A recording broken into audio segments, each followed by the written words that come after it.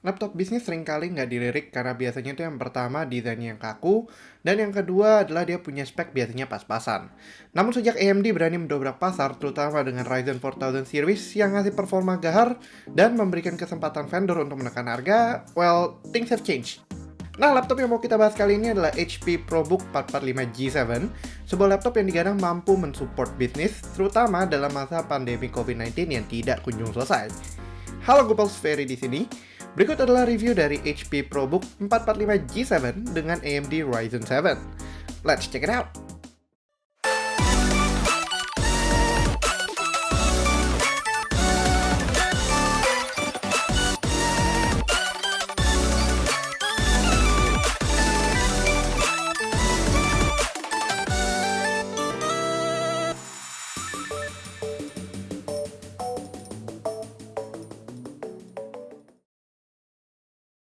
Kita mulai dulu dengan bodi dan build dari laptop ini. HP memberikan bahan dasar aluminium untuk keseluruhan bodi dari ProBook 445G7 ini. Build-nya terkesan sangat kokoh tanpa ada flex atau band yang meresahkan dan dapat membahayakan bodi laptop ini karena bahan aluminiumnya cukup keras. Warna yang dipakai HP di sini memang tidak aneh, namun finish doff peraknya memberikan kesan mewah dan juga luxury. Top covernya pun juga terlihat elegan berkat logo HP dengan finish glossy-nya. Sisanya bersih total. Secara ketebalan, laptop ini memang tidak terlalu slim seperti Ultrabook lainnya dari HP, namun ketebalannya berada di bawah 2 cm, yaitu di kisaran 1,7 cm aja. Masih tidak terlalu tebal. Untuk bobotnya sendiri mencapai 1,6 kg yang masih cukup acceptable walaupun bukan merupakan laptop thin and light. Lalu yang gue suka dari build-nya ini adalah top cover laptop ini mampu dibuka dengan satu tangan saja. Ini sesuatu yang sejujurnya masih sangat jarang gue temukan pada laptop kelasan manapun dalam ranah OS Windows. Experience membukanya pun juga cukup solid tanpa ada flex atau kurang mulusnya hinge, sehingga membuatnya mudah tersangkut yang biasa kita temukan pada laptop di kelasan seperti ini. Oh ya, ngomongin soal hinge-nya juga kokoh dan mampu terbuka hingga 180 derajat. Beralih ke dalamnya dan kita dapat menemukan webcamnya yang masih HD sayangnya. Namun kita dibekali juga physical cover dari HP untuk laptop ini, jadi para pelaku bisnis ataupun mahasiswa yang mungkin juga ingin memakai laptop ini bisa merasa lebih aman berkat covernya ini. Untuk kualitas video sayangnya juga webcamnya agak terlalu pas-pasan untuk disandingkan dengan webcam yang lebih kekinian. Tapi kalau mungkin buat sekedar nampak muka saat online meeting masih, well, sangat aman. Ke bawahnya lagi ada displaynya yang berukuran 14 inci dengan panel IPS 8-bit, resolusi Full HD. Color reproduction dan juga kualitas gambar dari laptop ini cukup oke, namun sayangnya kurang nampol dalam beberapa kondisi. Color kontrasnya agak kurang nampol untuk kalian yang merupakan content creator atau gaming enthusiast. Namun mengingat penggunanya yang bertarget para pebisnis dan juga UMKM, ini seharusnya lebih dari cukup. Yang menarik juga brightness-nya sudah mencapai 250 nits, jadi cukup terang untuk kebanyakan kondisi. Sayangnya juga bezel dari HP ProBook 445G7 ini tebal banget, tidak seperti kebanyakan laptop di tahun 2020 hingga 2021 ini. Webcamnya tadi beserta covernya juga memakan tempat yang cukup besar sehingga dagu dan dahi dari displaynya cukup terdominasi oleh bezel hitam displaynya. Untuk soal audio, I have to say HP ProBook 445G7 memiliki kualitas speaker yang cukup kencang dan juga cukup powerful dan memiliki separasi audio yang masih sangat jernih.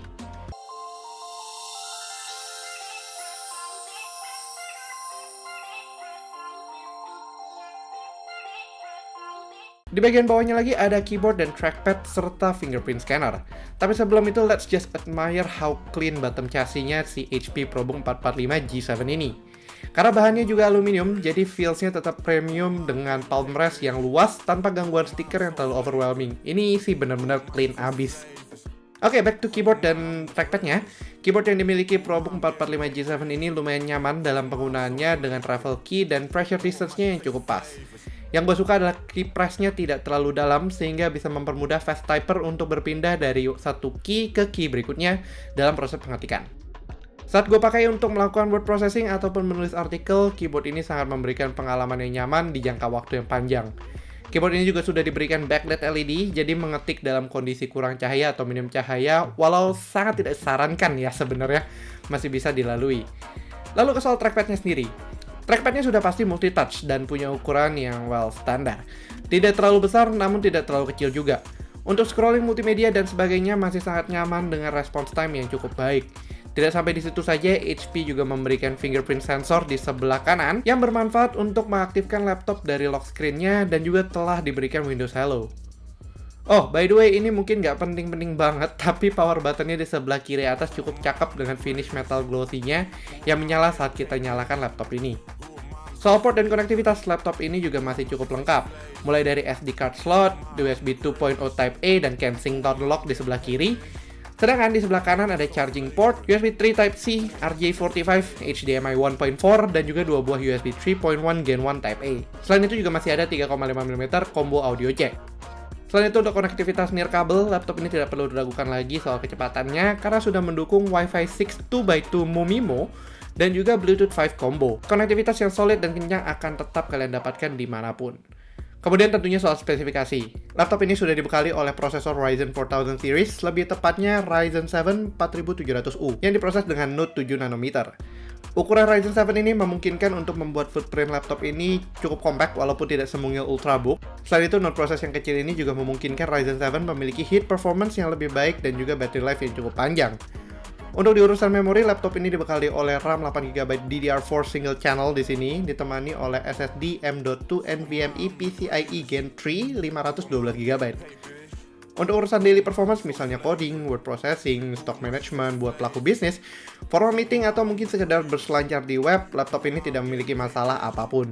Namun mungkin gue agak menyayangkan saja RAM 8GB DDR4 yang terpasang hanya satu saja, bukan hingga 16GB sesuai incaran pasar.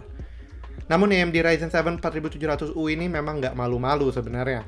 Prosesor 8 core dengan 8 thread dengan kecepatan 2 GHz dan juga turbonya 4,1 GHz masih memiliki jagoan iGPU atau Integrated GPU, yaitu AMD Radeon Graphics yang harusnya berada di antara Vega 7 ataupun Vega 8.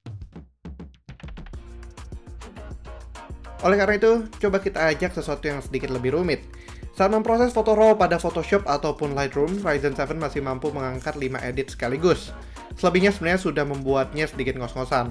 Tapi at least dengan ini, penggiat bisnis yang butuh touch up foto produk mereka atau material iklan bisa cukup tenang di sini asalkan layer ataupun filenya tidak terlalu gigantis.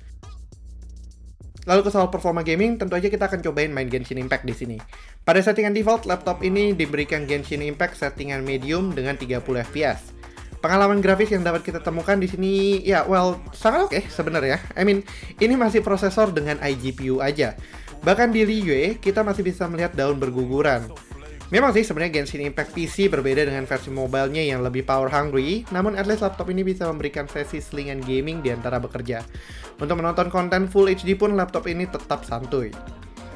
Ini juga dibantu oleh ventilasi panas yang menurut gue sebenarnya cukup oke. Selain pada grill di samping kiri, HP ProBook 445G7 juga masih memiliki satu heat ventilation lagi di bagian atasnya dekat dengan displaynya. Ini membuat ruang kerja ventilasinya pun cukup luas. Ke soal upgradability, laptop ini masih memiliki satu slot RAM DDR4 yang bisa diisi lagi, dan juga sebuah 2,5 inci SATA bay pada kiri bawah jika 512GB SSD-nya tadi kurang.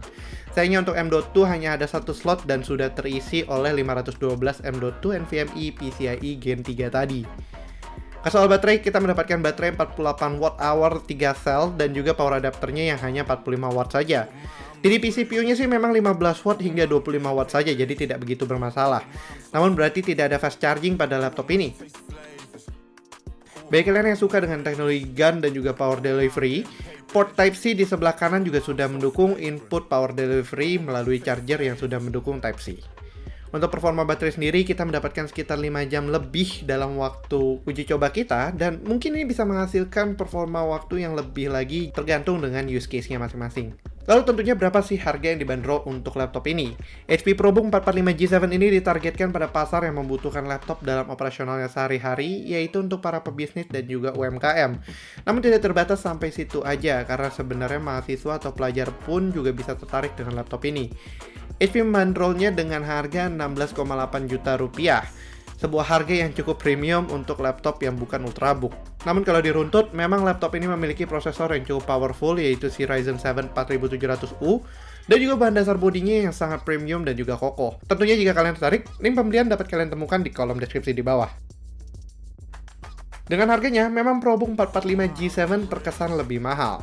Namun seperti yang gue bilang tadi, kalian mendapatkan level premium dari HP dengan bahan dasar aluminium pada keseluruhan bodinya, dan juga prosesor kencang dari AMD Ryzen.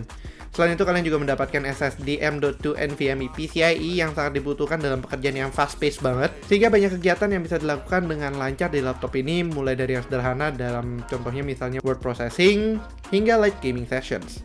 Namun ini bukan berarti laptop ini tanpa kekurangan. Display yang diberikan terlalu biasa banget dengan kualitas IPS yang juga standar. Selain itu, bezelnya super tebal ditemani oleh webcam HD aja memberikan ProBook 445 G7 ini kekurangan estetika kekinian yang cukup penting bahkan di ranah bisnis sekalipun.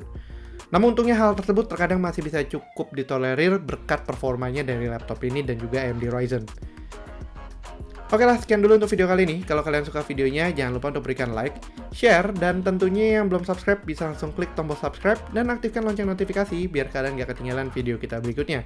Yang punya pertanyaan juga jangan ragu-ragu untuk tulis pertanyaan kalian di kolom komentar di bawah ya Gooples.